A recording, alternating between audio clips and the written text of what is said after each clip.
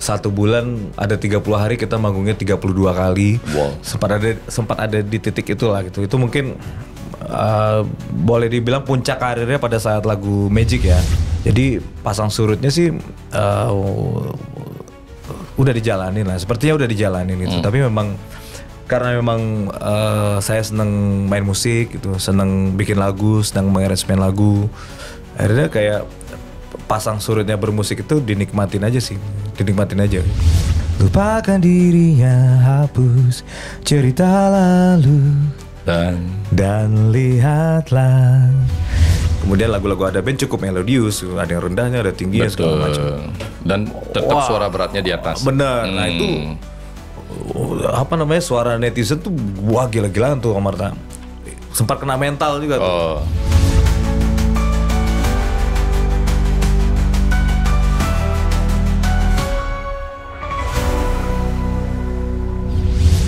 Bicara cerdas pasti ada solusi. Apakah perjuangan ada waktunya? Apakah perjuangan sampai pada di mana? Dan apakah perjuangan terpuaskan atau tidak terpuaskan? Ternyata perjuangan itu tidak pernah selesai. Semasih menjadi sebuah keinginan manusia yang belum pernah selesai. Seperti siapa? Seperti bintang tamu saya pada hari ini, Indra Perdana Sinaga. Halo Marta. Oh Marta. Kita baru ketemu langsung ya. Tapi kita bicara di sini beda dengan bicara di radio, bro. Kenapa tuh Marta? Tadi Naga kan 2 radio ya. Hari ini 4 radio Marta ya. 4 radio. Tadi start jam 12. Keliling tuh. Dari jam 12 kan radio pertama. Terus jam 1 saya makan. Saya cobain ada bakmi gitu di sini. Terus radio kedua, 3, 4 saya nggak makan-makan sampai malam. Sampai kita ketemu tadi saya kelaparan. Naga ini vokalis Ada Band saat ini. Ya. Betul ya? Betul. Tapi tadi di radio bicara apa gak? Kalau di radio jadi mungkin banyak yang belum tahu Indra Sinaga itu orang yang sama dengan Naga. Karena memang kan Naga itu nama stage name saya setelah saya gabung sama Lila waktu itu Marta. Jadi Lila rilis tahun 2008. Saya pakai nama Naga karena waktu itu cukup banyak personil band lain di Indonesia yang pakai nama Indra kan. Saya ganti tuh pakai nama marganya karena orang Batak kan umumnya biasa dipanggil dengan marganya. Dari situ terus ya benar sekarang sudah bergabung dengan Ada Band. Kemudian memang belum banyak yang tahu juga bahwa ternyata Naga ini selain vokalis Ada Band juga punya project solo. Nah makanya tadi saya keliling radio tuh untuk mempromosikan single baru project solo saya Indra Sinaga. Sekaligus juga memperkenalkan ke audiens bahwa oh Naga tuh juga punya solo project loh gitu. Kalau vokalisnya ngomongnya enak gitu ya? Om Marta kan juga enak nih ngomongnya nih. Tadi Lila muncul tahun 2008. 2008. Umur berapa bro? Lila itu 2008 itu umur 25. Naga umur 25? Pada saat itu. Pada saat rilis 2008. Jadi memang agak cukup boleh dibilang nggak terlalu mudah untuk merilis album pertama di industri musik Indonesia karena kan banyak juga teman-teman band lain yang merilis album pertama itu masih usia 20-an awal gitu ya. Kalau saya kan udah agak pertengahan tuh 25. Karena memang pada saat rilis pertama kali masuk ke industri musik Indonesia itu justru sebenarnya Indra Sinaga dulu. Tahun 2005 waktu itu ajang pencarian bakat namanya Cilapop Cipta Lagu Populer di TV 7 waktu itu belum Trans 7. Dari situ dulu dari Indra Sinaga Aku di Sampingmu di Cilapop baru bikin Lila. Ya zaman dulu kan masih cari-cari produser gitu kan Om Marta. Maksudnya kalau sekarang kita punya lagu kita bisa record terus kita bisa daftar ke agregator bisa rilis di digital platform gitu. Kalau dulu kan saya dulu di Pekanbaru Riau. Nah itu kita punya lagu harus hijrah ke Jakarta, cari executive producer, cari label, ya butuh waktu sekian lama sampai akhirnya baru bisa rilis tuh di tahun 2008 itu. Gitu. Dari perencanaan di Pekanbaru tahun? Saya berangkat dari Pekanbaru itu ke Jakarta tahun 2004. 2004. Wow. Itu perjuangan. 2004. 2008 baru rilis album pertama. 4 tahun ya. 4 tahun. Tapi ada orang yang dicari di Jakarta. Nggak ada. Ada saudara sih ada. Maksudnya kalau untuk yang industri musik karena kan memang nggak ada keluarga yang memang di industri musik sebelumnya gitu loh. Jadi pada saat hijrah ke Jakarta awalnya memang sempat ngekos sampai akhirnya numpang sama keluarga. Terus kemudian pada saat bergabung sama teman-teman Lila kita ngekos bareng lah. Kita kontrak satu rumah untuk jadi base camp sekaligus tempat tinggal. Waktu itu masih bujangan semua kan, masih single semua lah. Kita tinggal sama-sama di situ. Baru ya bikin lagu. Terus kita manggung dari satu gigs ke gigs lain. Sampai akhirnya nyari produser, sampai ketemu produser dan akhirnya rilis album pertamanya. Nah, itu. Bro, waktu itu pikirannya apa bro? Anak daerah Ya. ke Jakarta berani pasti punya yang namanya kekuatan. Kekuatannya itu apa? Mimpi atas punya album. Terus jadi waktu di Pekanbaru ini perjalanan saya itu agak unik sebenarnya Om Arta. Saya di Pekanbaru tuh punya band. Nama bandnya Kapsul. Kapsul itu diambil dari kalau teman-teman mungkin baca komik Dragon Ball, dia punya namanya Kapsul Corps tuh. Kapsul Corps itu kapsul yang kalau dia lempar jadi ada yang jadi alat transportasinya, jadi rumah, jadi apa dari situ dari teman-teman itu. Kapsul ini pada saat di Pekanbaru kita udah sering manggung dari satu pensi ke pensi lain, dari satu festival ke festival lain. Kemudian satu ketika waktu itu Peter Pan masih namanya belum Noah. Mereka tur 5 kota dalam satu hari. Nah band Kapsul ini, band saya ini jadi openingnya mereka di Pekanbaru. Oh. Nah jadi pas dari situ ngelihatnya kan, wih keren juga ya gitu. Bisa punya lagu sendiri, bisa. Jadi ngelihat di depan mata lah tuh jadi opening. Terus setelah kita manggung Peter Pan main gitu kan. Wah luar biasa nih. Spiritnya luar biasa, lagu-lagunya keren, hype lah pada saat itu kan. Pada saat itu hype, penontonnya hype. Jadi kayaknya udah waktunya buat lagu sendiri nih. Udah mulai buat lagu sendiri. Terus ada komunitas indie lah, indinya di Pekanbaru kita rilis juga waktu itu. Tapi ada perasaan mimpi yang lebih besar lagi, kayaknya nih harus bisa punya album yang rilisnya nasional gitu. Berangkat dari situ hijrah ke Jakarta. Saya bawa demo bandnya Kapsul ini, Kapsul band Pekanbaru.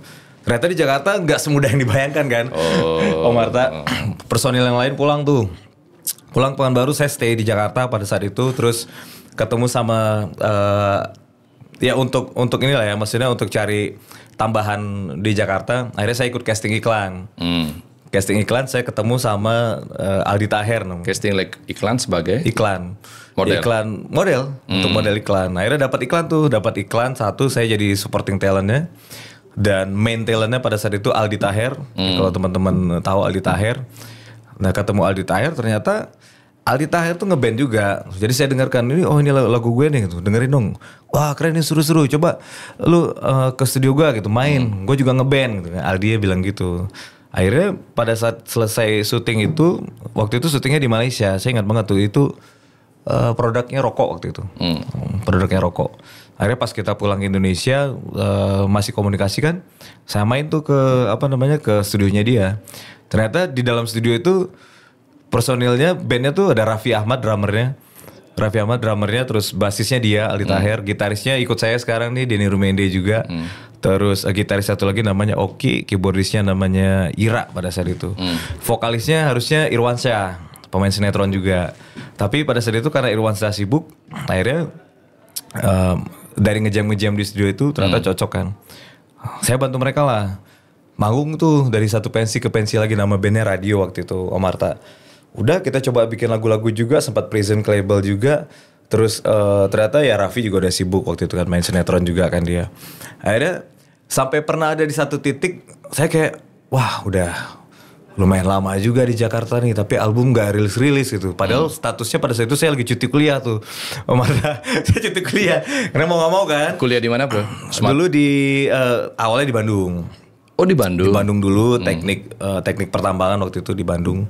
Tapi gak selesai Om Arta. 2 semester akhirnya saya pulang ke Pekanbaru. Terus masuk Vekon Unri, Universitas Riau.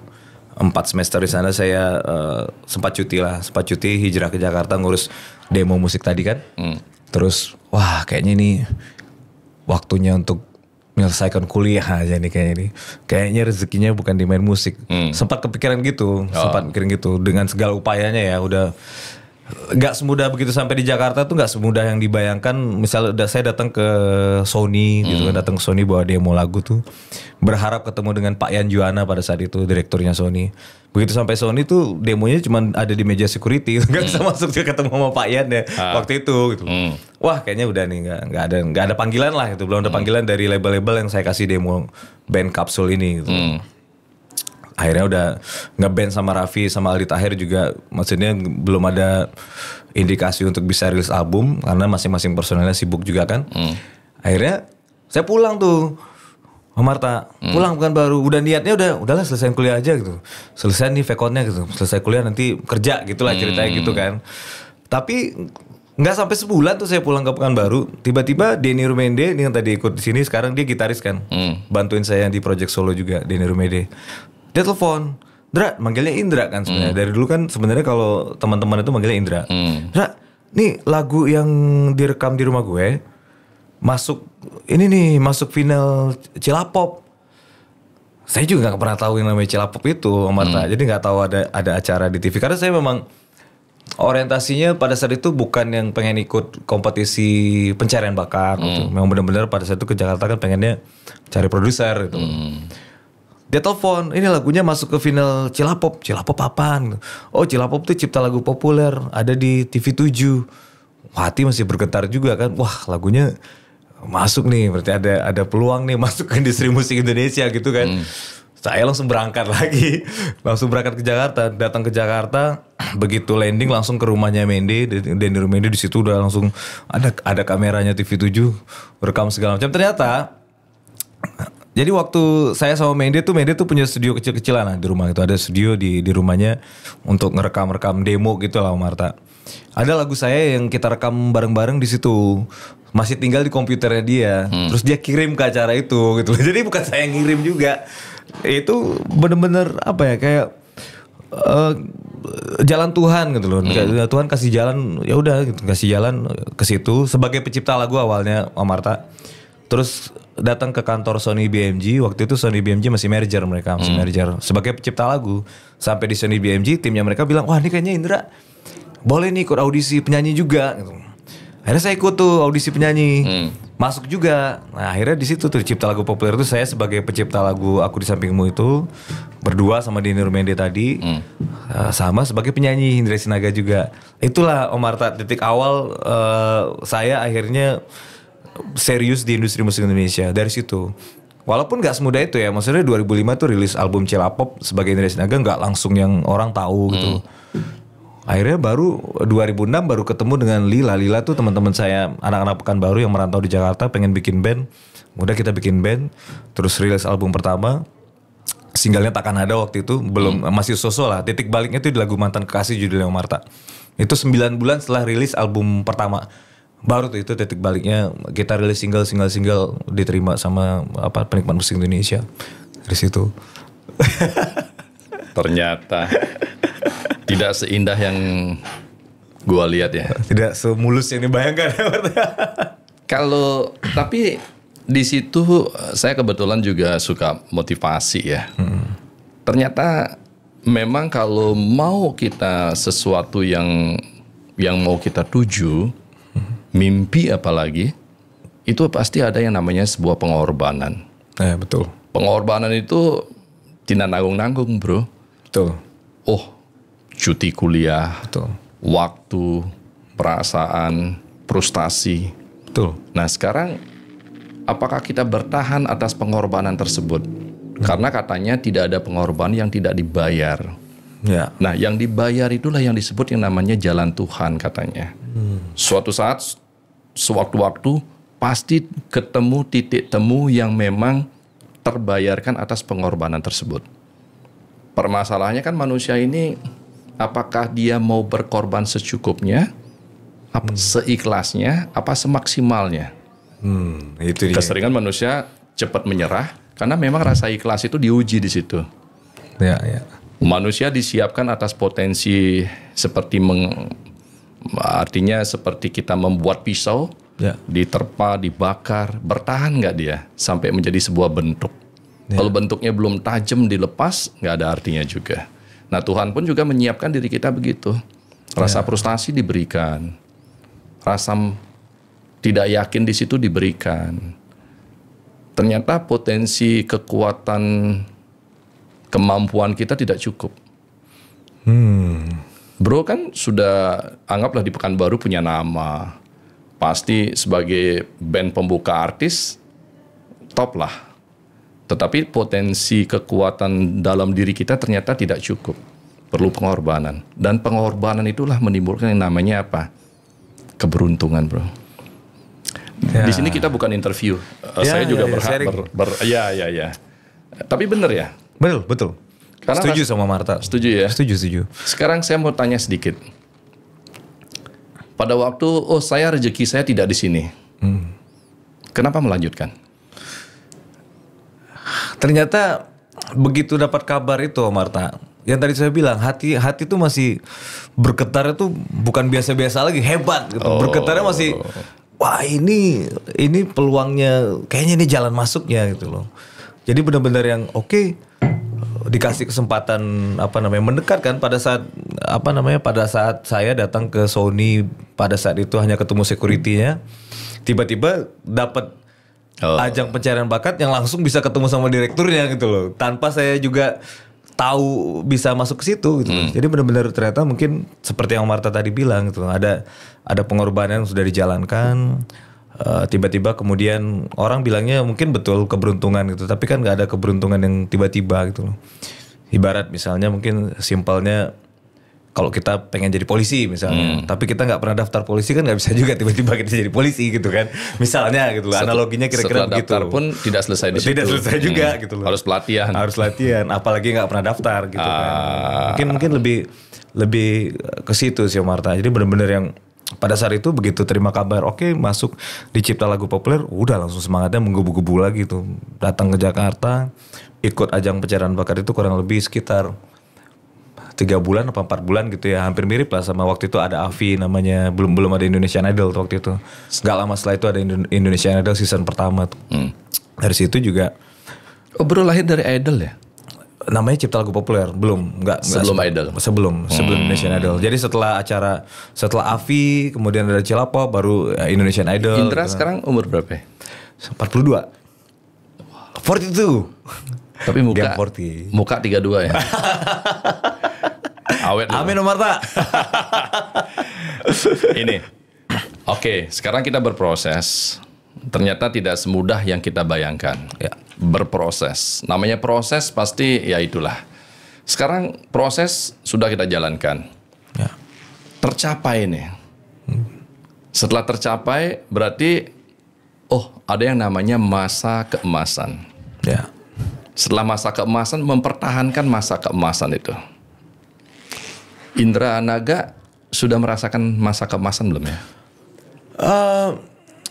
Kalau misalnya dibilang masa keemasan itu puncak karir, mungkin iya ya Marta ya. Mungkin iya, karena mungkin saya pernah ada di titik dimana setiap lagu yang dirilis viral kali ya bahasa sekarangnya, viral gitu kan. Di album pertama setelah tadi saya cerita dari single Takkan Ada di album pertama Lila tuh masih so-so aja. Perlu waktu 9 bulan kemudian baru ternyata jadi titik balik di lagu Mantan Kasih judulnya. Setelah lagu Mantan Kasih itu semua single yang di album pertama ada Percaya Kan, Bernafas Tanpamu, Detik Terakhir, itu naik semua, termasuk Si Takkan Ada, Jantung Hati, naik semua alhamdulillah pada saat itu. Kemudian kita merilis album kedua itu judulnya Lebih Dari Bintang. Kemudian single pertamanya itu Magic. Nah Magic ini juga jadi sesuatu yang bahkan cukup ikonik gitu. Orang kalau ingat Naga pasti ingatnya lagu Magic. Betul. Gitu. Kita dapat sempat jadi brand ambassador produk SIM card gitu kan. Pernah jadi itu tur kemana-mana dari Sabang sampai Merauke. Kalau tolak ukurnya sebagai anak band ya Marta ya, pada saat itu 1 bulan ada 30 hari kita manggungnya 32 kali. Wow. Sempat ada di titik itulah gitu. Itu mungkin boleh dibilang puncak karirnya pada saat lagu Magic ya. benar-benar on the top lah gitu. Kita manggung sana sini, terus eventnya banyak, terus dapat brand ambassador produk dan lain sebagainya. Itu ada di titik itu. Kemudian masuk album ketiga, walaupun mungkin nggak seviral album kedua, tapi kita bisa dapat kerja sama sama salah satu gerai makanan juga untuk distribusi albumnya pada saat itu. Ada titik-titik di mana kita merilis album juga ternyata so-so aja, nggak terlalu viral segala macam gitu. Jadi pasang surutnya sih udah dijalanin lah, sepertinya udah dijalanin gitu. Tapi memang karena memang saya seneng main musik gitu, seneng bikin lagu, seneng mengaransemen lagu. Akhirnya kayak pasang surutnya bermusik itu dinikmatin aja sih, dinikmatin aja. Pasang surut bermusik itu dinikmatin. Itu karena dasarnya hobi, bro. Passion gitu. Passion, hobi ya. dan passion. Kalau kita bicara passion berarti kita bicara kesenangan di situ ya. Betul. Terus Lila membuat Indranaga menjadi masanya. Kenapa pindah ke Ada Band? Wah, ini kalau saya mau jawab dengan cepat dan singkat Om Arta, itu karena takdir aja. Karena emang gak pernah tahu kan Om Arta. Saya kan gak pernah terbayangkan sedikit pun di kepala saya bahwa tiba-tiba Doni Sibarani vokalisnya Ada Band keluar gitu kan. Siapa sih yang pernah berpikir bahwa Doni Sibarani keluar gitu loh. Dia solo karir ya? Solo karir juga. Siapa sih yang pernah berpikir akan ada kejadian seperti itu? Itu tahun 2017 tuh kejadian yang itu. Dan saya masih sama Lila. Saya juga tahun 2017 tuh masih merilis album, masih rilis single, masih manggung sama Lila gitu loh. Bro, melenceng sedikit bro. Aku pengen tahu kalau Doni keluar dari Ada Band, ya. Dia masih boleh nyanyiin lagu-lagu Ada Band gak ya? Boleh. Masih ya? Masih kok. Kan sekarang zamannya lagi rame ini ya. Enggak ini sih Om Arta. Bukannya ini ya, maksudnya bukan bicara karena sok tahu atau gimana gitu. Sebenarnya enggak serius ataupun seheboh yang dibayangkan sama netizen sih sebenarnya. Enggak seheboh yang dibayangkan netizen karena memang walaupun belum sempurna, tapi kan dasarnya permasalahan royalti itu ada payung hukumnya ya. Om Arta kan orang hukum gitu. Walaupun saya yang namanya undang-undang tuh penuh dengan bahasa hukum kan. Tapi itu ada dasarnya gitu. Ya kan Undang-Undang Hak Cipta 2008-2014, kemudian ada PP 56-2021. Dasarnya kan dari situ. Betul. Kenapa rame urusan yang royalti mulai dari performing, kemudian sekarang lagi rame restoran, kafe, hotel, itu kan lagi rame. Ya memang simpang siurnya informasi ke masyarakat begitu ada sesuatu yang baru walaupun nggak terlalu baru banget juga kan udah kalau undang-undangnya udah tahun ke-11 malah ini sebenarnya. Dari 2014 kan udah 11 tahun. Dan beberapa komentar netizen, wah kalau gitu ceritanya kita bawa lagu barat aja atau kita putar lagu barat aja karena nggak ada urusan royalti. Padahal nggak seperti itu, lagu barat pun kena royalti gitu karena undang-undang dibuat, terus peraturan pemerintah itu PP juga dibuat, itu kan referensinya kan dari mungkin Eropa, negara-negara Eropa, negara-negara di US yang memang udah ngejalanin itu kan. Tarif-tarif itu dibuat juga referensinya dari situ dan nggak seserem yang dibayangkan sih, Kayak nilainya berapa persen, 2% dari misalnya total kalau misalnya event itu event berbayar, konser itu 2% dari total penjualan tiket. Kalau misalnya event itu event yang mungkin gathering atau wedding di hotel itu 2% dari total biaya event.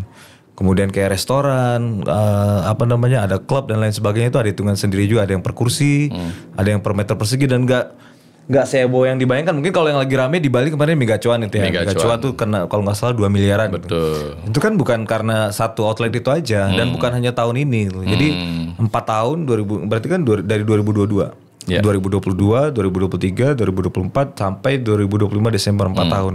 Dan untuk semua outlet kan. Jadi lebih ke masih ada kebijakan lah di situ ya. Masih ada kebijakan. Kan itu dibuat undang-undang dibuat untuk melindungi hak intelektual, hak cipta kan. Maksudnya kita juga kepingin para pencipta lagu, walaupun undang-undang itu sebenarnya bukan hanya untuk pencipta lagu loh, pelukis, desainer, arsitek, kan semuanya juga di situ gitu. Pelaku seni. Cuman yang paling spesifik seolah-olah hanya lagu gitu. Padahal karya cipta hak intelektual tuh ide segala macam atau penemuan itu juga masuk di situ. Bila mana didaftarkan. Bila mana didaftarkan. Nah, itu juga masuk di situ kan. Nah, kalau di lagu kita ada namanya publishing gitu kan. Begitu lagunya terdaftar di publishing, sudah kita rilis, apalagi kayak misalnya netizen bilang oh bawa lagu barat aja karena nggak ada urusannya, padahal kan mereka pun punya perwakilan publishing di Indonesia gitu. Itu juga akan ada kaitan ke situ. Dan tidak tadi saya bilang nggak seseram yang dibayangkan gitu loh. Tetap undang-undangnya ada untuk melindungi hak cipta dan menyampaikan hak dari si pencipta lagu, tapi juga bukan berarti untuk memberatkan sampai yang ke UMKM atau pedagang kelontong atau apa semua mutar musik ditagih royalti, nggak segitunya juga sih. Ya mudah-mudahan namanya proses, Betul. semuanya perlu yang namanya tahapan, Ya. spontanitas dan seketika masyarakat juga kaget ya. Betul. Gimana rasanya bro di Ada Band? Rasanya nggak pernah terfikirkan sebelumnya sih Om Marta. Saya tuh ngefans sama Ada Band sejujurnya. Jadi waktu pada saat saya sama Kapsul Band di Pekanbaru tuh cukup sering membawakan beberapa lagu Ada Band gitu. Kita main reguler gitu misalnya dari satu kafe ke kafe yang lain. Main di event-event pensi itu bawain lagu Ada Band gitu. Suka sama musiknya mereka gitu. Tapi nggak pernah terfikirkan bisa bergabung. Jadi pada saat gabung itu sebenarnya di tahun 2020 Marta. Oh, udah lama juga. Udah lama. Tapi kan pandemi itu 2 tahun. Pandemi cuman jadi ceritanya tuh di bulan April tahun 2019 tiba-tiba salah satu tim produksi Ada Band yang dulu juga tim produksinya Lila, orang yang sama, menghubungi saya untuk bantuin Ada Band karena mereka nggak ada vokalis. Lagi nggak ada vokalis pada saat itu, paling sering itu mereka dibantu sama Dudi Oris. Dudi Oris itu dulu vokalisnya Yofi Nuno, punya project solo juga. Nah, Dudi yang paling sering bantu. Tiba-tiba ada salah satu event Dudi nggak bisa. Akhirnya Toar hubungin bisa nggak bantu Ada Band gitu. Akhirnya wah bantuin Ada Band. Kebetulan jadwalnya oke. Lagi bisa. Oh ya udah nih seru nih. Ya udah saya datang ke studio, kita bawa 11 lagu waktu itu. Latihannya cuma 1 kali. Wow. Kita main di Palembang waktu itu, ingat banget. Main di Palembang, latihan cuma 1 kali. Wah ternyata seru nih. Padahal pada saat itu tuh belum Ada Band sendiri juga sedang merintis udah ditinggal vokalis kan. Belum lengkap lagi lah semua timnya. Belum ada additional keyboardist, main benar-benar hanya berempat. Drummer, basis, gitaris, vokalis, main berempat aja. Rame tuh Om Marta, sambutannya audiens tuh. Wah energinya luar biasa lah. Kita berasakan kalau kita manggung tuh energi dari penonton tuh terasa di kita. Pecah lah, simpelnya pecah. Acara itu pecah. Nah, setelah acara itu pecah, pulang ke Jakarta udah biasa aja gitu kan. Wah keren nih manggung sama Ada Band. Saya manggung lagi sama teman-teman Lila biasa aja kan. Sejak 1 kali manggung di Palembang itu, Mas Dika basisnya Ada Band, Mas Marsal gitaris, Mas Adi drummernya. Setiap Ada Band perform tuh requestnya saya gitu. Ada Band featuring Naga, sepanjang 2019. Ya memang mungkin chemistry itu nggak bisa dibohongi, nggak bisa dibuat-buat. Terus pada saat itu memang terasa sesuatu yang wah kok beda ya, seru ya. Beda dalam arti bukan berarti teman-teman saya di Lila nggak bagus, nggak gitu. Cuman memang frekuensi mungkin dalam perjalanan hidup tuh kita akan melalui fase yang berbeda-beda. Betul. Apa yang kita rasakan, apa yang kita butuhkan, apa yang kita inginkan kan bisa berubah terus gitu, bisa berubah. Manusia pasti gitu kan. Di titik itu saya kok merasa wah ini kok beda banget nih, kok seru banget gitu. Ada di panggung tiba-tiba lihat kanan nih basisnya Dika gitu, kiri lihat Marsal gitu. Kemudian energinya nyambung gitu loh. Dari situ aja sebenarnya, tapi nggak pernah kepikiran gue pindah nih, belum, nggak sampai di situ, masih featuring sampai akhirnya Mas Dika yang mungkin diutus sama personil yang lain gitu untuk ngobrol 4 mata gitu. Ngobrol, mungkin gabung Ada Band, atau kalau nggak gini deh, ada 2 band tapi vokalisnya 1, itu bahasa basinya dia aja. Bahasa halusnya dia. Akhirnya intinya dilempar, mau nggak gabung sama Ada Band, kita bikin project buat album gitu kan. Ya pada saat itu nggak bisa langsung jawab iya kan, karena harus bicara sama teman-teman di Lila juga gitu loh. Akhirnya udah tuh butuh ngobrol sama Mas Dika itu sekitar bulan Juni lah, nggak lama dari kita main yang April, 2 bulanan. Saya baru bisa ngobrol sama teman-teman Lila tuh bulan September, 3 bulan nomor tak. asam lambung saya naik. Mau ngomong keluar tuh gimana cara ngomongnya. Gimana cara ngomongnya nih, bener-bener ya, serba salah kan, mau keluar tapi sebetulnya nggak ada problem yang krusial gitu kan. Harus ninggalkan sama teman-teman yang berjuang sama-sama gitu. Betul. Tapi lagi-lagi apa ya, di situ suara hati ada kan gitu. Ada suara hati yang memang akhirnya saya mungkin konsultasi juga sama orang-orang terdekat gitu, sama keluarga gitu, cerita gimana perasaannya, gimana isi hatinya. Ada dorongan itulah gitu. Ada dorongan di hati itu bahwa oke, pindah ke ada band gitu. Akhirnya ya setelah 3 bulan saya ngumpulin keberanian, ngumpulin semuanya, udah yakin, udah mantap. Saya ajak ketemu semua personil Lila, ya sudah saya ngobrol langsung sama mereka. Bilang, aduh sorry nih, memang kata hatinya emang pengennya harus keluar, terus gabung sama ada band, kemudian meneruskan project solonya juga. Ya udah akhirnya begitu aja gitu. Maksudnya ya dari mereka ya pasti ada pro kontra ya. Maksudnya ada yang marah, ada yang ini kesal. Betul. Gitu kan, pasti normal lah gitu loh. Nggak mungkin silahkan gitu, nggak mungkin juga gitu. Tapi ya udah paling nggak sayanya plong, nggak memendam apa yang ada di dalam hati gitu kan, dan bicara dengan mereka juga langsung sportif lah, maksudnya nggak yang mengutus manajemen untuk bilang bahwa keluar segala macam, jadi ngomong di depan mereka langsung. Saya dalam posisi yang udah siap nih, mau marah-marah, dia namanya temenan gitu kan, ya mau marah mau apa juga ya udah gitu loh. Pertemanan kan kadang-kadang gitu, love and hate relationship itu biasa lah gitu. Suara hati adalah suara Tuhan. Orang yang mau mendengarkan suara hatinya itu adalah suara Tuhan. Akan tetapi tidak semua suara hati bisa didengar oleh lingkungan kita. Ibaratnya, saya punya pacar si Dewi. Ternyata hati saya lebih ke si Sri. Sama Dewi udah jalan 5 tahun ya. Tapi tiba-tiba ketemu Sri kok rasanya lebih. Ternyata waktu nembak si Dewi, saya nggak sampai asam lambung. Tapi waktu memutuskan Dewi, asam lambung 3 bulan. Asam lambung 3 bulan. Nah, itu artinya pertanyaannya, apakah kita lebih susah mendapatkan apa meninggalkan? Pelajarannya kan sering dikatakan bahwa ternyata mendapatkan lebih susah. Ya. Sama kita menghafal pelajaran sekolah. Ya. Menghafal lagu deh. Menghafal lagu lebih gampang menghafal lagunya apa melupakan lagunya? Lebih gampang menghafalkan lagunya tuh. Kadang-kadang kalau kita udah hafal tuh susah tuh lupanya tuh. Nah, berarti lebih gampang menghafal kan? Iya. Lebih susah melupakan. Lebih susah melupakan. Nah, kadang-kadang manusia ini kan, susah yang ngapal lagu. Padahal dia lebih susah melupakan. Lupakan. Makanya sesuatu yang kita mulai itu kadang-kadang kita berpikiran berat. Karena apa? Karena kita berpikiran susah, bro. Iya. Padahal ternyata finishnya kita susah, bukan memulainya kita susah. Ya, begitu sudah start. Itu mudah. Manusia itu susah start, susah mulai, karena dia berpikiran ternyata mulainya susah. Padahal meninggalkan itu yang susah, bro. Lebih susah lagi ya. Setuju nggak ya? Sepakat. Nah ini biar ada motivasinya. Betul Tom Marta. Sepakat, setuju. Biar teman-teman juga, kenapa nggak mau memulai? Kenapa harus mesti mengundur-undur memulai? Karena padahal memulai itu tidak susah. Yang penting mendengarkan suara hati. Ya. Tapi bagaimana dengan teman yang kita tinggalkan ini pasti sakit. Betul. Itulah konsekuensi kehidupan. Tidak semua orang bisa kita bahagiakan. Bro, di Ada Band lagu apa yang paling disenangi, bro?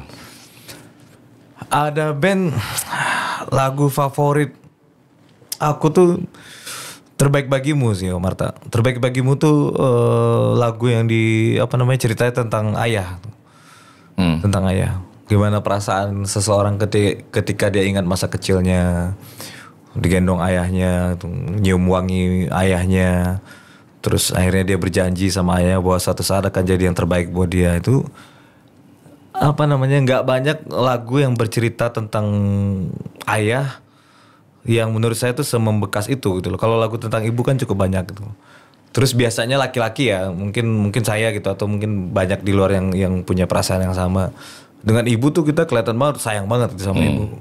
dengan bapak tuh kadang-kadang apa ya, ada rasa gengsi-gengsinya, tapi sebenarnya sayang juga gitu.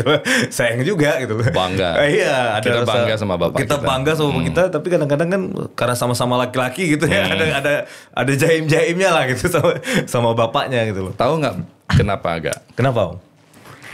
Laki-laki itu sifat dasarnya dia pingin apa? Sifat dasar lelaki itu pingin menjadi pahlawan di siapapun. Kalau di ibu kita bisa jadi pahlawan melindungi dia. Ya. Kalau di bapak kita bisa jadi apa? Orang dia bisa menjaga dirinya Dia dia. bisa jaga diri. Karena kita tidak bisa jadi pahlawan di sana. Makanya kalau kita ketemu dengan orang yang kita dikasih menjadi pahlawan, hebat lo bro, thank you. Wah, mati kita bro. Itu kelemahan kita laki-laki. Diberi kesempatan menjadi pahlawan. Menjadi pahlawan nih. Kalau ini ada kakak saya di sini bro. Kalau kakak saya ini, Pak Jaya. kalau kakak saya ini bro, saya sendiri senang lagu Masih Kekasihku bro. Masih ya.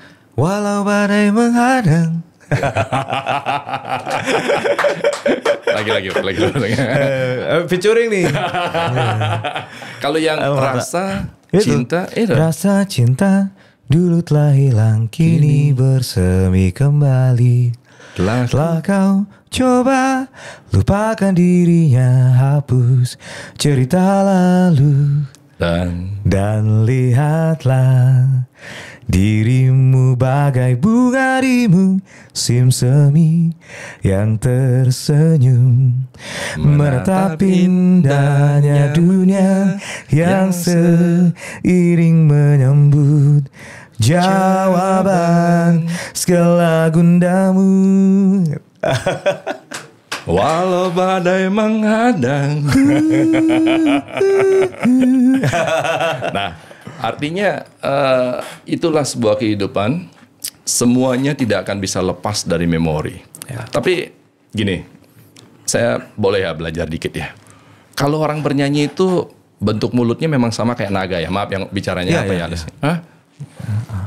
Akan menjadikan suara itu lepas ya. Kasih teknik bro, orang bisa bernyanyi kayak gimana? Jadi bro? Om Marta, saya tuh sebetulnya nyanyi tuh otodidak awalnya. Awalnya otodidak. Jadi pada saat di Pekanbaru, dulu SMP tuh saya dijorokin untuk ikut festival lagu Melayu sama guru kesenian saya. Padahal saya juga nggak tahu saya bisa nyanyi gitu. Oke nih Indra bisa nih, udah ikut aja nih festival lagu Melayu gitu. Nyanyi lagu Hang Tua pada saat itu gitu. Judulnya Hang Tua. Sri Mersing gitu kan.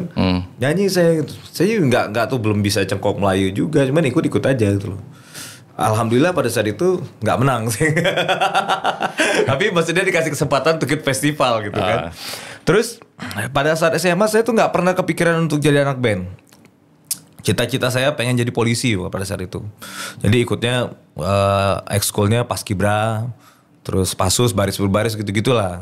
Tapi maksudnya ya bergaulnya sama anak-anak basket, anak sepak bola, anak band juga gitu. Jadi setiap teman-teman band di sekolah saya ikut festival, saya ikut tuh, mereka latihan, mereka ini jadi backstage lah ngeliat keseruan mereka. Tapi nggak pernah kepikiran untuk jadi anak band. Jadi nggak pernah juga akhirnya setelah SMP saya ikut festival lagu Melayu itu, SMA tuh nggak pernah sekalipun saya ada di atas panggung untuk nyanyi, nggak pernah. Nah sampai pada saat kuliah di Bandung, ketemu sama teman-teman anak band, mulai mereka kasih referensi lagu per jam lah, apalah pada saat itu kan Om. Saya coba tuh nyanyi ya seadanya sebisanya aja gitu. Selesai di Bandung, saya balik ke Pekanbaru. Terus ada si Kapsul Band ini. Di Kapsul Band ini saya vokalis ketiga juga. Kayaknya saya ditakdirkan sebagai vokalis pengganti di semua band kecuali Lila. Jadi pada saat itu salah satu senior saya di kampus, dia anak band juga, gitaris. Terus menyarankan ke Kapsul Band ini untuk Indra aja tuh jadi vokalis. Kayaknya dia kalau ngobrol enak suaranya gitu. Bukan masalah bisa nyanyi. Iya betul. Bukan masalah bisa nyanyi tuh Marta. Indra ngobrol aja suaranya udah berat dan stabil di situ. Jadi dari situ makasih. Makasih. Betul. Jadi emang nggak pernah tahu dan nggak pernah inilah. Di situ akhirnya gabung sama Kapsul Band itu. Kita nyanyi bawain lagu pada saat itu ada Coldplay, ada Lifehouse, ada Oasis dengan seadanya saya aja gitu, nggak pernah latihan vokal, nggak punya guru vokal. Sampai pada saat saya Cilapop pun saya belum nguasain teknik vokal yang benar gitu, yang benar bernyanyi aja. Sampai Lila album pertama pun saya belum nguasain teknik vokal yang benar gitu. Masih sering kalau off air tuh karena nyanyi lagu lumayan banyak kehilangan suara gitu, masih ngalamin itu. Terus ya bernyanyi apa adanya aja, mencoba untuk menuangkan apa yang ada di hati gitu ya, menginterpretasikan lirik demi lirik itu. Sampai di Cilapop ketemu guru vokal. Di situ sempat belajar vokal juga karena itu ajang pencarian bakat gitu kan. Udah dari situ kemudian setelah album pertama Lila, waktu itu guru vokalnya namanya Mbak Uci Nurul waktu di Cilapop. Pas di Lila itu saya setelah album pertama kemudian saya ketemu dengan guru vokal juga namanya Mas Dodi Katamsi. Sempat les juga. Dodi Katamsi. Iya, sama Mas Dodi Katamsi. Itu teman saya di Gunadarma. Oh iya, ya Mas tadi. Kita sempat WA sama dia. Iya, bro, ajarin gua, bro. Dia punya namanya apa? Bengkel dokat ya kan punya itu. Sempat tuh Om Arta latihan sama dia beberapa kali lah. Cuman 4 kali lah, 1 bulan 4 kali pertemuan gitu. Sempat sama dia juga. Ntar podcast ini kita share ke dia nih. Ya, salam. Mas Dodi, saya muridmu ini. Udah. Kemudian saya pindah itu udah cuma 4 kali aja waktu itu, sebulan apa 2 bulan gitu.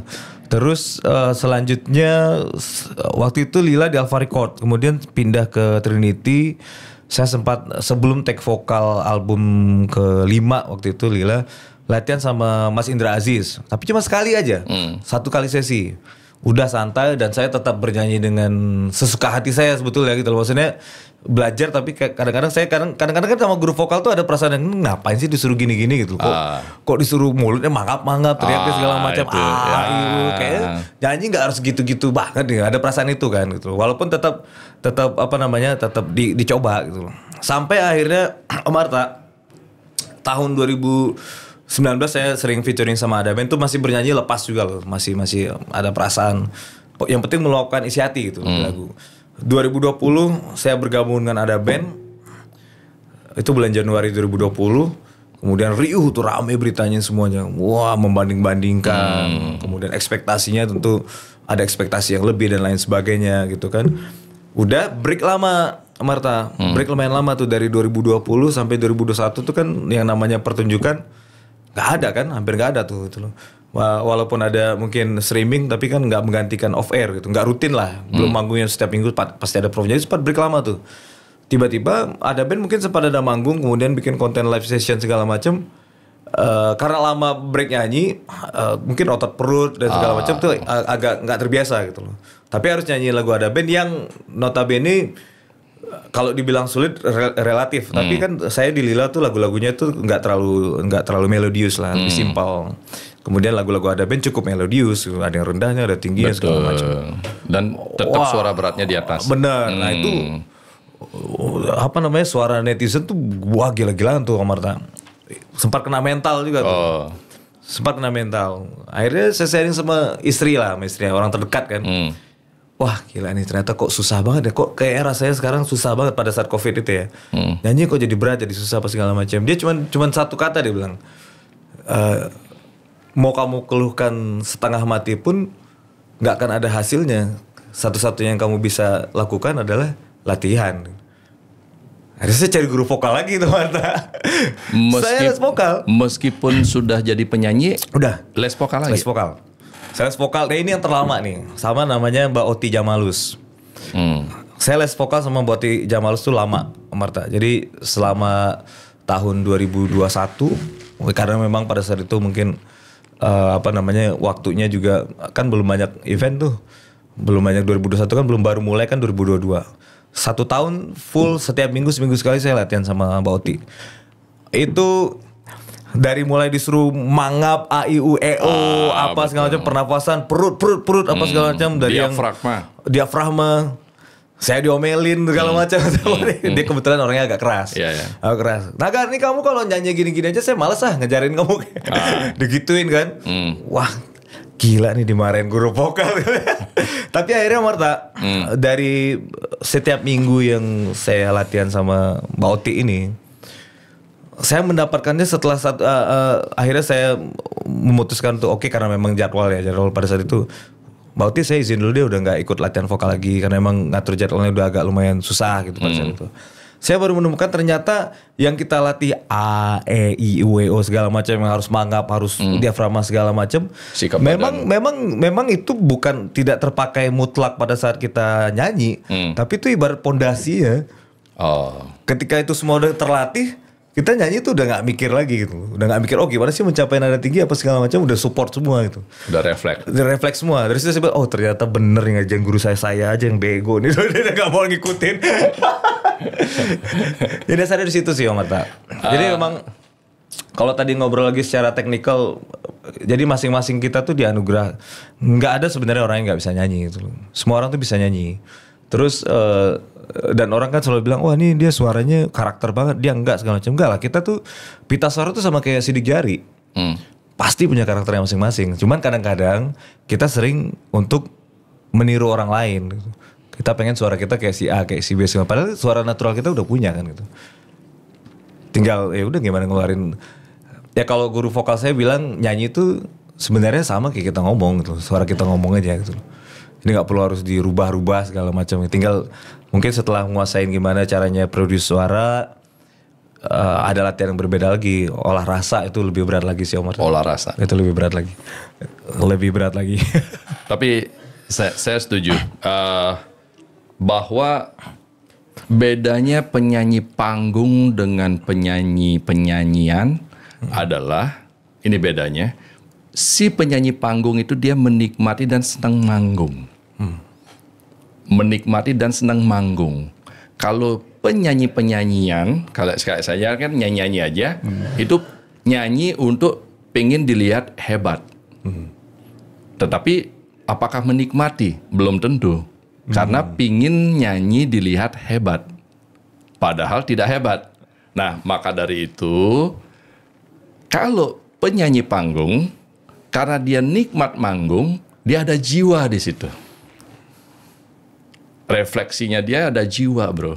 Nah, kalau dia sudah ada jiwa di sana, disitulah yang namanya dalam ajaranku nih Hindu. Ya. Oh, ternyata di mana apapun yang kita lakukan di bumi ini ada jiwa atau penjiwaan itu, disitulah kita menerapkan yang namanya pengetahuan pasupati.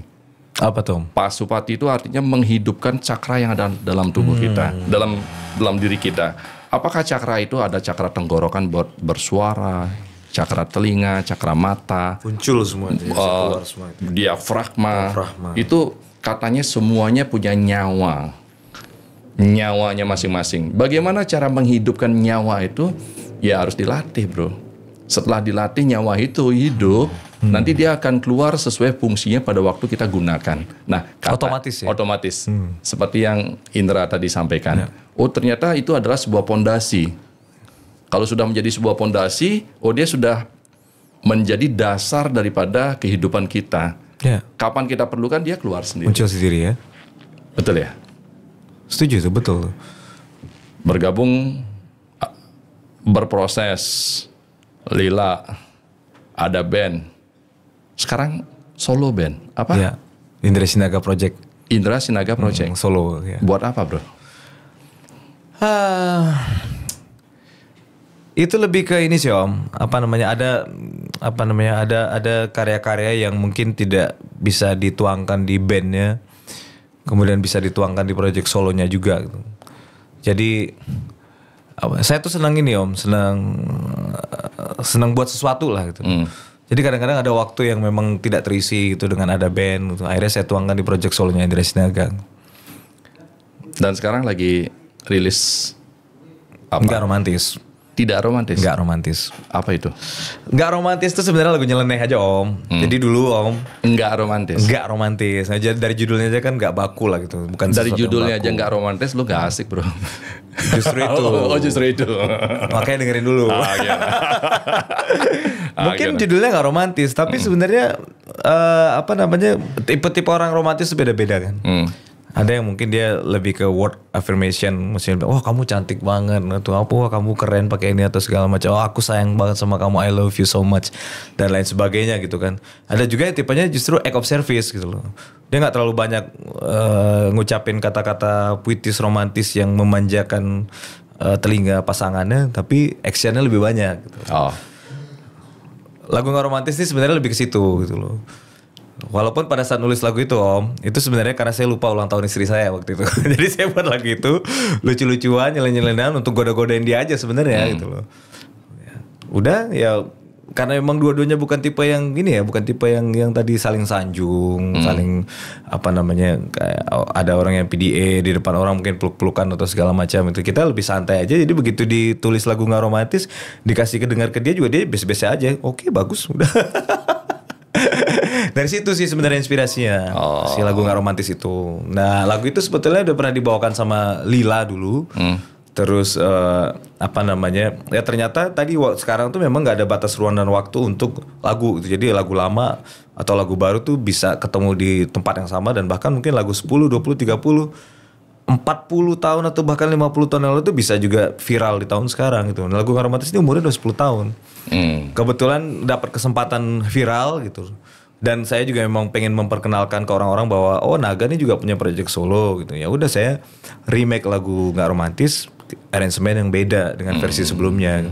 Udah itu sebenarnya jalan masuk apa namanya untuk memperkenalkan bahwa Indra Sinaga selain vokalis Ada Band juga punya project solo gitu. Tapi semuanya balance kok. Maksudnya Ada Band pun sekarang malah udah selesai full album. Kita tanggal 22 Agustus ini rilis full album Ada Band, semuanya lagu baru. Semua lagu baru. Semua lagu baru. Wow, keren. Doain Om. Tapi saya penasaran dengan nggak romantis ini.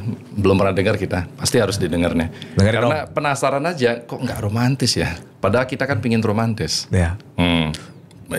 Judulnya membuat kita penasaran ya. Senggak romantis apa sih? Coba dengerin Om. Ada Band adalah, nih ini jujur ya. Ya. Zaman saya kuliah, SMA,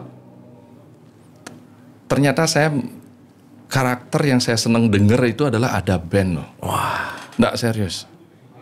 Di situ ada yang namanya profesionalisme musik, ada yang namanya kemewahan karakter ya. Saya denger dan merasa, dengerin lagunya Ada Band kok rasanya level kita beda. Oh. Zaman itu. Era itu lah ya. Ya, yang kuliah, kita kan banyak lah musik-musik yang memang hit dan fenomenal ya. Tapi Ada Band menurut saya sendiri kedewasaannya saya dapat. Mungkin karena saya orangnya dewasa ya. Mungkin kedewasaannya saya dapat di situ. Profesionalnya, kemewahnya saya dapat di sana. Entah apapun fenomena yang ada di situ, tapi saya senang. Bro, Indra Naga melewati berproses berjalan. 5 tahun, 10 tahun, finali cita-cita mau apa nih? 5 tahun ke depan, 10 tahun ke depan?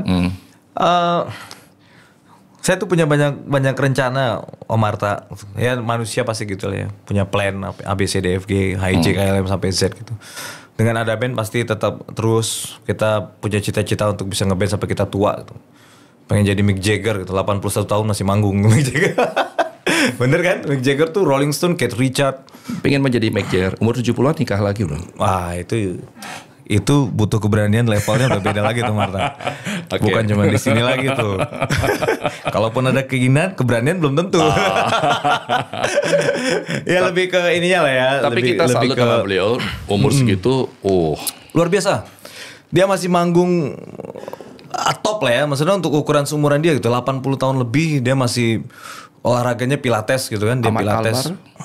Ya Ahmad Albar salah satu yang Indonesia punya. Itu juga luar biasa keren juga gitu. Itu kan bisa dibilang mungkin era-eranya Rolling Stone gak lama kemudian God Bless gitu kan. Mereka cukup satu zaman lah ya. Satu zaman gitu loh.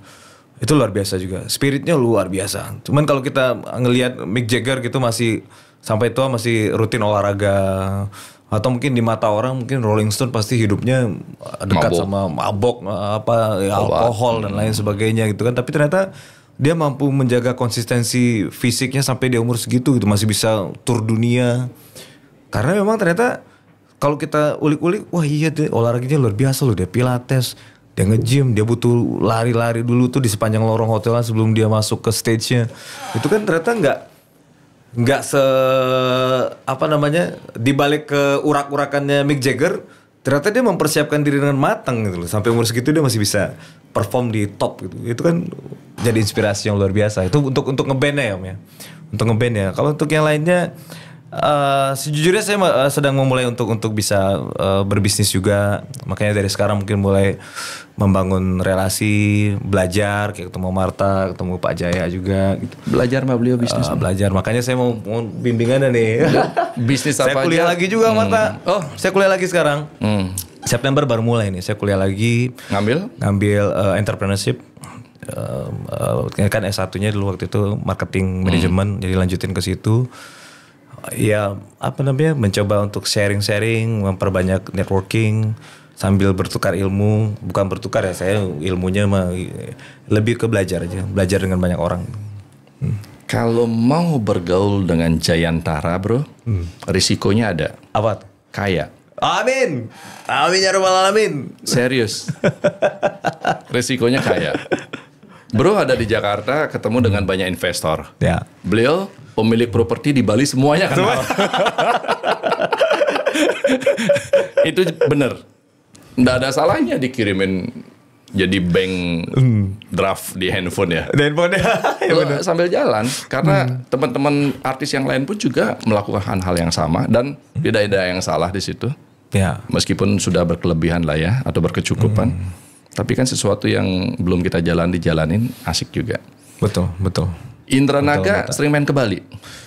Ke Bali dibilang sering sekali sih nggak terlalu lah Marta ya. Mungkin beberapa kali perform ada. Tahun lalu juga ada 3 kali perform ke Bali. Terus setahun sekali belum tentu juga sebenarnya ada lah. Makanya family time jalan ke Bali sama keluarga tuh ada juga. Tapi nggak yang mungkin rutin sekali sih nggak juga. Kalau saya orang Bali nih ya, bertanya ke Indra Naga, ada yang perlu dikritis di Bali atau diperbaiki? Wah ini untuk kemajuan Bali loh bro. Mungkin lebih ini kali ya Marta ya. Ini cukup umum sih ya. Karena saya juga kan bukan yang cukup stay di Bali atau tahu akar permasalahan yang spesifik tentang Bali gitu kan. Saya kan lebih banyak stay-nya di Jakarta gitu. Mungkin taunya Bali adalah tempat pariwisata yang jadi wajah Indonesia. Siapa yang nggak tahu Bali gitu kan. Semua orang tahu Bali, bahkan kadang-kadang orang luar lebih tahu Bali daripada Indonesia gitu. Mereka pikir Bali negara gitu. Indonesia mereka nggak tahu tapi Bali tahu gitu. Kalau ditanya mungkin lebih kepada menyeimbangkan antara kelestarian alam sama perkembangan pariwisatanya ya. Sebenarnya itu di mana aja ya, bukan hanya di Bali. Di balik perkembangan yang pesat luar biasa, pasti kita juga nggak boleh melupakan untuk melestarikan alamnya gitu. Mungkin ujungnya ya tanam bakau di pantainya supaya nggak abrasi, itu kan juga tetap harus diperhatikan. Ya hal-hal yang sesederhana itulah. Terus kalau budaya udah jelas lah, saya pasti nggak tahu budaya Bali gitu. Udah pasti, jangankan saya mungkin yang bukan orang Bali itu. Orang Bali sendiri pasti akan mempertahankan dengan nyawanya gimana caranya budaya Bali itu tetap menjadi kekuatannya Bali gitu. Ada istilah budaya Bali itu juga nggak mungkin akan pernah hilang lah. Pasti itu dijaga dengan kuat sama saudara kita yang ada di Bali kan. Itu pasti penting karena memang Bali itu kalau menurut aku pribadi punya karakter yang sangat kuat. Di situ yang membedakannya dengan Indonesia tuh punya 17.000 pulau kan, banyak sekali gitu. Kalau misalnya kalau kita bilang hanya masalah pantainya, banyak sekali pantai Indonesia yang juga sekeren Bali gitu, banyak sekali gitu. Jadi lebih ke memang karakternya kuat, budayanya kuat, ada di standarnya kuat, itu jadi daya tarik dan karakter. Kalau orang datang tuh pasti lagi di Bali gitu. Kalau di pantai banyak gitu, lagi di pantai gitu. Tapi kalau di Bali itu bisa langsung ketahuan ini Bali. Itu yang memang harus dilestarikan sama-sama karena Bali kan bukan hanya punya Bali tapi ini juga wajah Indonesia sih. Betul. Ya memang betul itu. Di balik perkembangan pariwisata yang begitu pesat, otomatis akan terjadi pembangunan akomodasi pariwisata. Betul. Dengan pembangunan akomodasi pariwisata, jangan lupa akan alam Bali. Jagalah tetap alam itu bro ya. Betul. Harus diakui bro. Perkembangan musik di Bali khususnya cukup bagus. Pesat ya? Di Bali. Iya. Akan tetapi bro, perkembangan musik untuk orang Bali di kancah nasional, band tidak banyak. SID oke lah. Ya. Ada yang mau disampaikan nggak bro? Kepada anak-anak muda Bali, kalau mendengar podcast ini, Indra Naga bicara, 4 tahun berjuang di Jakarta, lontang-lantung sampai frustasi. Dan itu adalah sebuah proses. Ya. Dan sempat frustasi. Ya. Nah, mudah-mudahan generasi muda di Bali yang memang punya hobi, punya kemampuan, punya bakat, apa yang mau disampaikan supaya perjuangan itu sampai? Mungkin gini Om ya kita sama-sama belajar lah. Maksudnya saya pun ada di titik sekarang juga tetap ketika merilis sebuah single tetap perjuangannya sama itu. Antara single yang dulu dipromosikan dengan semangat yang luar biasa, kemudian boleh dibilang booming misalnya gitu atau viral. Kemudian saya merilis lagu lagi, tentu nggak sama juga, belum tentu akan sama dengan single-single sebelumnya. Jadi setiap saya mendapatkan pertanyaan seperti yang Marta bilang barusan, apa sih spiritnya, pesannya buat teman-teman di daerah yang sedang berjuang untuk bisa karyanya dikenal, apalagi di era seperti sekarang. Saya selalu bilang kuncinya itu cuma satu, konsistensi. Sekarang tuh kita ada di era dimana semua orang bisa merilis karyanya di digital tanpa harus bergabung sama record label. Tanpa, sekarang dulu mungkin ada kurator musiknya ya, ada kurator musik, label-label punya kurator dan punya standar kurasi sendiri, kemudian media-media juga begitu. Sekarang semua punya kesempatan yang sama. Ya kalau memang kita punya kesempatan, punya bakat untuk berkarya gitu. Berkarya aja, rilis aja, kemudian tetap harus mempelajari gimana cara mempromosikan karya di era yang sekarang, era digital, gimana namanya algoritma sosial media. Kita harus punya sosial media yang kuat, harus punya niat yang kuat juga untuk konten. Itu nggak gampang. Orang bilang wah gampang banget sih jadi YouTuber, jadi influencer. Itu nggak mudah sama sekali. Gimana caranya kita bisa konsisten seminggu sekali kita rilis konten. Setelah misalnya kalau ini kaitannya sama musisi, dia rilis satu single, berarti harus bikin apa? Sekarang nggak cukup punya satu video klip gitu. Justru kalau kita punya budget 100% hanya untuk di video klip yang sebagus-bagusnya di zaman dulu, era sekarang 100% ini bisa kita pecah jadi berapa lagi untuk bikin video klip atau video-video pendek yang bisa disebarkan kemana-mana supaya orang tahu lagunya. Jadi benar-benar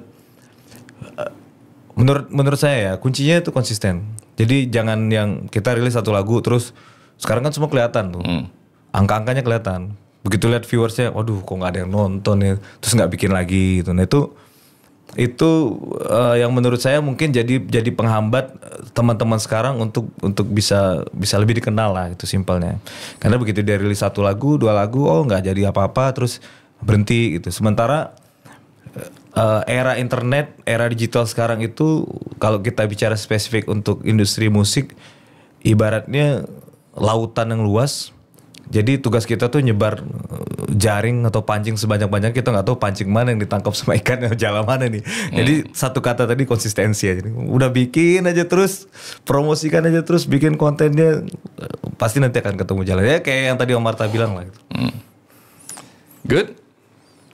Kalau orang yang sudah tahu, berarti dia tidak mau cari tahu. Kalau orang yang sudah merasa pintar, berarti dia tidak mau mendengar. Padahal hal yang paling mudah kita lakukan dalam kehidupan ini adalah mendengar. Belajarlah mendengar, belajarlah menyimak, maka kita akan mendapatkan pengetahuan baru atas pendengaran tersebut. Kata Indra Naga, segala sesuatu pasti kita capai hanya satu kata, konsistensi. Akan tetapi saya tambahkan satu lagi. Saya baru ketemu dengan Indra Naga, first impression saya bro, yang perlu kita harus pelajari sama-sama di sini. Apakah itu? Rendah hati. Sikap rendah hati dan kejernihan hati akan menjadikan diri kita diterima oleh siapa saja. Indra Naga, terima kasih Marta. Terima kasih banyak. Terima kasih banyak Marta, luar biasa ilmunya. Terima kasih banyak. Keren gitu.